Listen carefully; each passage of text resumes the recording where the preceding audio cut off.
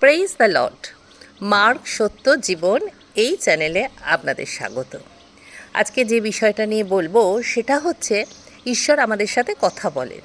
ঈশ্বর আমাদের সাথে কিভাবে কথা বলেন? তিনি আমাদের সামনে এসে আমাদের কানে দাঁড়িয়ে সেরকমভাবে তিনি যেমন কথা বলেন, আবার অনেকে মাধ্যমে উনি আমাদের সাথে কথা বলেন, কখনো কারোর মাধ্যমে উনি কথা বলেন।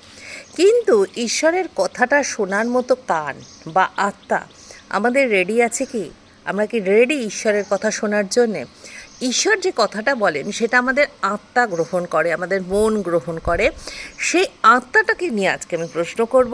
আমি নয়, আমরা প্রশ্ন করব। আমাদের প্রত্যেকের আত্মা কি পিউরিফাইড? আমরা কি পবিত্র? পবিত্র মিন্স ঈশ্বর যেভাবে আমাদের চলতে বলেছেন, বাইবেলে যেভাবে বলা আছে সেইভাবে কি আমরা চলছি? ঈশ্বরের যে আমাদের চলার পথ দেখিয়েছেন যে এইভাবে চললে একটা পবিত্র থাকা যায়।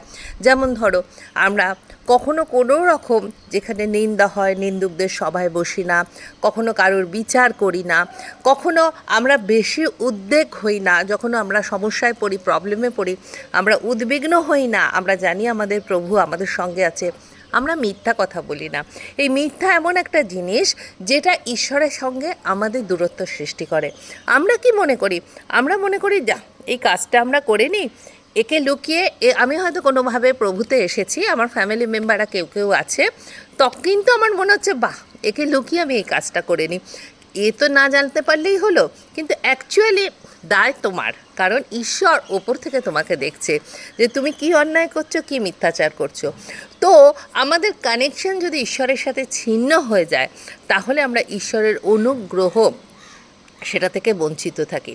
তাই নিজেদের সেলফ জাজমেন্ট করা উচিত যে আমাদের প্রভু যেভাবে বলতে বলেছে চলার কথা, আমরা কি সত্যি সেইভাবে চলছি?